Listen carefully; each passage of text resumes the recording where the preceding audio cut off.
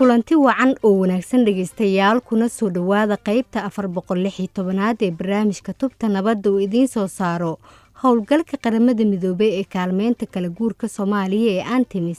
waad ku mahadsantihiin in aad nala socotaan. maanta waxaan ka hadli doonaa 16 maalmood ee u ololaynta ka dhanka ah rabshadaha ku salaysan jinsiga oo ah olole caalami ah oo sanad walba la xuso inta u dhaxayso 25 ilaa 10 Diseembar. iyadoo ujeedada laga leeyahay ay tahay in sare loogu qaado wacyiga ku saabsan rabshadaha ku salaysan jinsiga lana horumariyo dadaalada lagu soo afjarayo. joojinta xadgudubyada ku salaysan jinsiga waa arrin u baahan in si degdeg ah loo joojiyo. qaramada midoobay waxay tibisay in dunida 2023 kali ah ugu yaraan 51,100 haween ay dileen raggii ay u dhaxeen kuwii ay saaxiibada la ahaayeen ama rag ka tirsan qoysaskooda. taasi waxay ka dhigan tahay in 10 daqiiqaba qof dumar ah la dilay. qaramada midoobay waxa ay sidoo kale sheegtay in mid ka mid ah 3 haween ahba ay la kulantay xadgudubyo lagula kacay intii ay noolayd. gabdhaha ayaa halis aad u badan ku jira. mid ka mid ah 4 gabdhood waxa ay la kulantaa xadgudub kaga imaada jaceylkeeda qaaska ah. tirakoobkan waa mid qayladaan xoogan muujinaya. qaramada midoobay waxay ugu baaqday dalalka caalamka oo ay Soomaaliya ku jirto inay tallaabooyin qaadaan. waa in laga hortagaa rabshadaha lalana xisaabtamaa dambiilayaasha falalkaasi geysta. waa sidaas Faiza. Soomaaliya, dowladda federaalka ah iyo dowlad goboleedyadu waxa ka go'an joojinta rabshadaha ku salaysan genderka iyadoo la marayo tallaabooyinka ay qaadaan hay'adaha dawliga ah ee heer federaal iyo mid dowlad goboleedba. mid ka mid ah hay'adahaasi waa ciidanka booliska. taasi waa wariye dadiilo leh Saalax. si aan arrintaasi wax badan uga ogaano waxaa barnaamijka qayb ka ah Master Nawaal Kutud wala taliye sare oo dhanka ilaalinta haweenka oo ka tirsan Antimis iyo Kabtan Faadumo Cabduqaadir oo ka tirsan ciidanka booliiska. ku soo dhawaada barnaamijka. aan ku horeeyno Kutudwa. waa maxay muhiimadda 16 maalin ee ololeynta ka dhanka ah rabshadaha ku salaysan genderka gaar ahaan midda qusaysa Soomaaliya?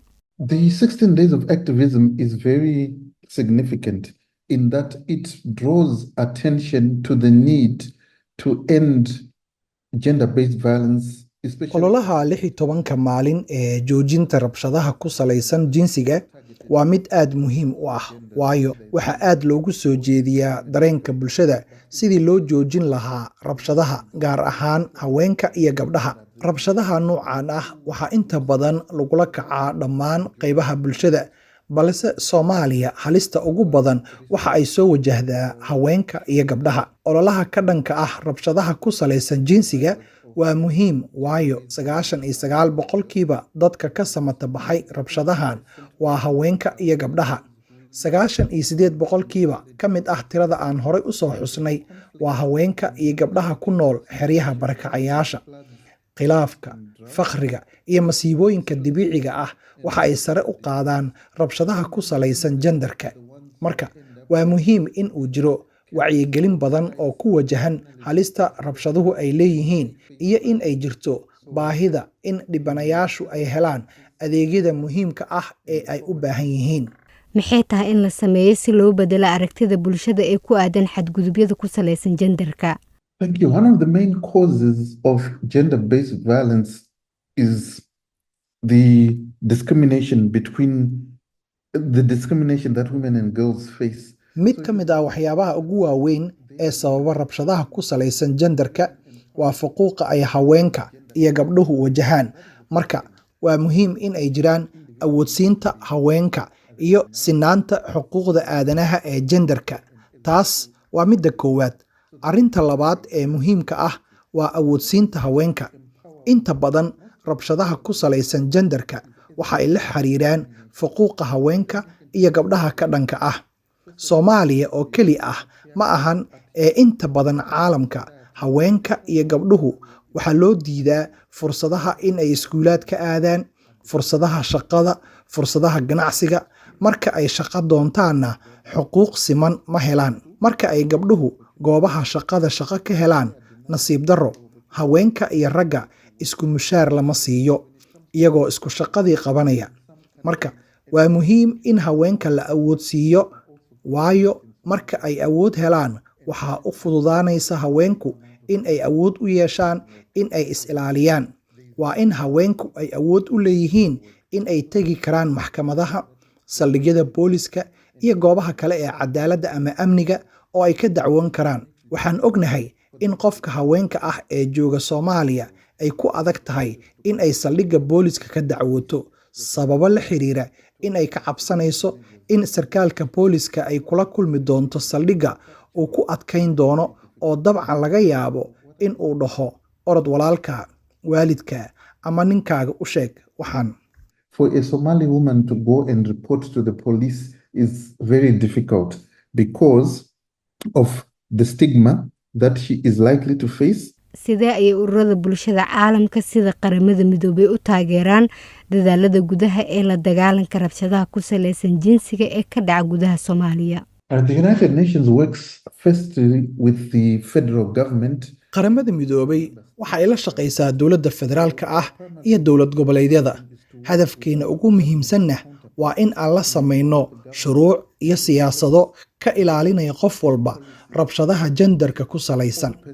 Waxaan sidoo kale qaramada midoobay ahaan la shaqaynaa ururada bulshada rayidka ah si aan uga caawino dadaaladooda ku aadan sare u qaadidda wacyiga dadweynaha ee ku aadan joojinta rabshadaha ka dhanka ah haweenka iyo gabdhaha. aad iyo aad ayuu u mahadsan yahay dhagaystayaalkaasina wuxuu ahaa la taliye sare oo ka tirsan qaramada midoobay oo barnaamijka tubta nabadda u waramayay. haatanna waxaa noo suura gashay in aynu waraysanno kabtan Faadumo Cabduqaadir oo ka tirsan ciidanka booliska ee dowlad goboleedka Puntland oo aan ugu horreyn weydiinay.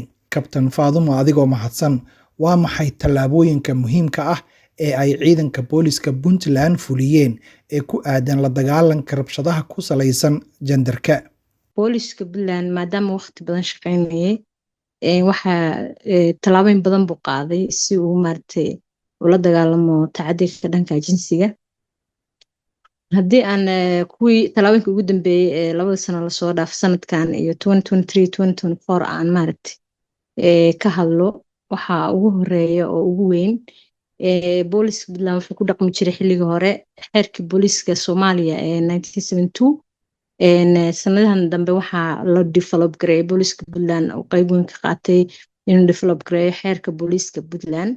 xeerkaas chapter ka mid ah wuxuu xooga saarayaa tacadiyada ka dhanka jinsiga sidii loo yareyn lahaa iyo saraakiisha booliska shuruudaha looga baahan yahay iyo qaabka u dhaqmayaan markii ay cabashooyinka soo gaaraan ama qof dhibana uu soo gaaro, iyo in booliska dhexdiisa xitaa aanay ka dhicin qofkii tacadiga qabay aan tacadi kale loogu sii geysan ama rag iyo dumar dadka booliska ka shaqeeya aanay ayaga ruuxooda tacadi isku sameyn.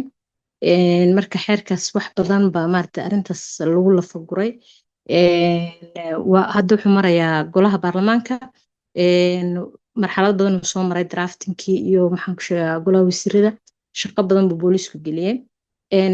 arrinta labaad waxaa jira qorshe 5 sanaba hal mar dib loo fiiriyo oo booliska Puntland uu leeyahay police plan oo booliska lagu hormariyo. qorshahaasna 5 sano hore lasoo dhaafay wixii aan la qaban oo maxaan ku sheegaa 2007 kasoo bilaabanaysay ilaa 2022 wixii aan la qaban oo dhanka horumarinta haweenka booliska dhexdiisa iyo sidii loola dagaalami lahaa tacdiyada ka dhanka jinsiga ee bulshada annaga noo soo cabata.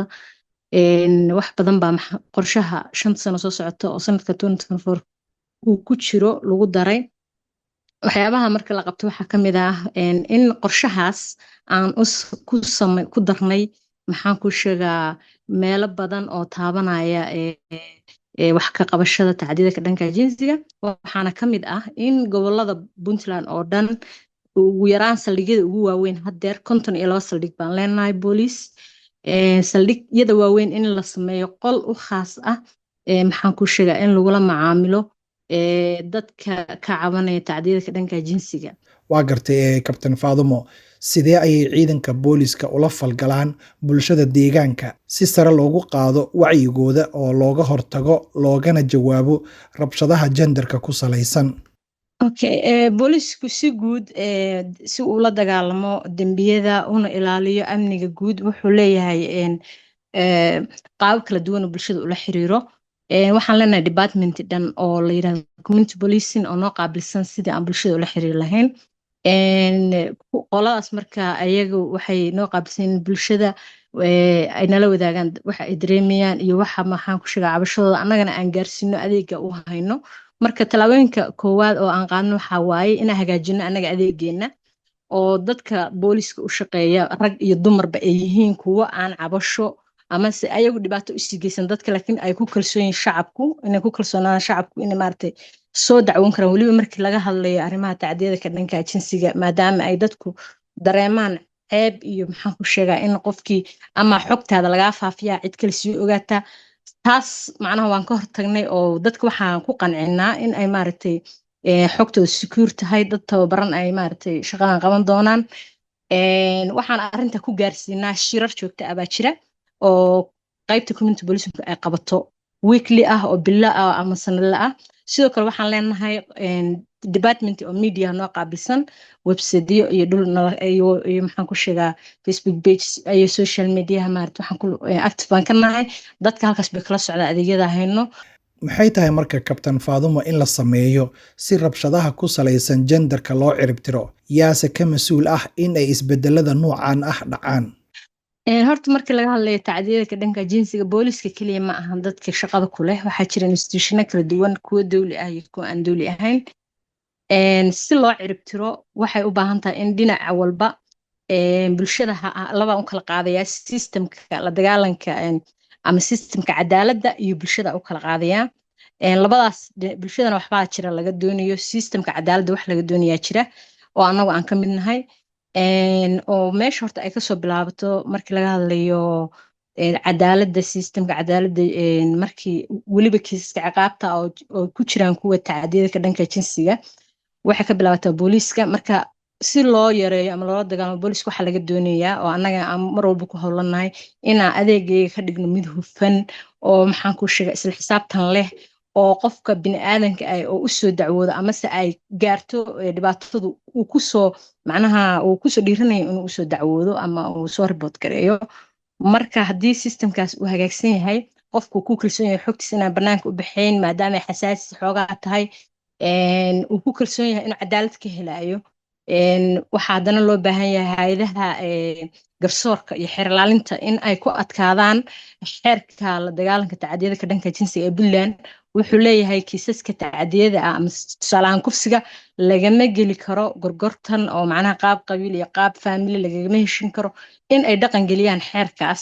anagu ma baahnin xeerar cusub sida ila tahay aniga la develop gareey laakiin waxa u baahannahay kuwa jira haysana inaan si fiican u dhaqan gelino aad iyo aad ayay u mahadsan tahay dhegeystayaal taasina waxay ahayd Kabtan Faadumo Cabduqaadir oo ka tirsan ciidanka booliiska Puntland oo u waramaysay barnaamijka Tubta Nabadda haatanna waxaad ku soo dhawaataan tixi gabay ah oo ku saabsan haweenka oo inoo mariyo Abwaan Cali Deeq sharaf weeye kaamila karaamada haweenkuyo way nala koreeyaan kalgacal iyo qadarin iyo koob dahaba mooyee ma gayaan kurbiya ciil waa hooyo kaleeto aan 100,000 jeer abaalkeed la gudi karin kaynaanka nololeed kacaanadii Soomaalida kala guurka waayaha doorkay ka qaateen taariikhdu kama magelisee haddaan kow xusiyo labo kabtintii xorriyadeed kicintii gumaysiga haweenka karaan sare guusha wax uga keenaye kalsan xaawataakoo fallaar lagu kilkilay baa kow looga siiyo meel noogu qoran kore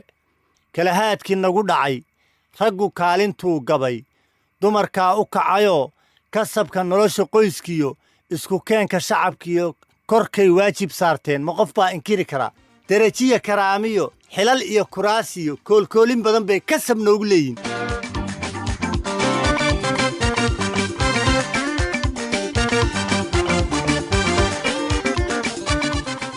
aan intaas uga gudubna dhegeystayaal gabaygaasi uu inoo marinaya Abwaan Cali Deeq ee ka hadlaya haweenka wuxuuna gabaygaasi ugu dambeeyay barnaamijkeenii Tubta Nabadda oo toddobaadkan si wada jira halkan idinkala socodsiinayeen Saalax Cusmaan iyo anigoo ah Faa'iise Cabdi Warsame fadlan noo soo gudbiya aragtiyadiina idinkoo noogu soo hagaajin kara barta aan ku leenahay Facebook oo ciwaankeenu yahay Tubta Nabadda hase yeeshee waxaad hadda u diyaar garowdaan qaybtii ugu dambeysay barnaamijka oo ah qaybtii qadadka taleefanada idinkoo naga soo wici kara taleefan nambarada idaacadaha aad barnaamijkan ka dhageysaneysaan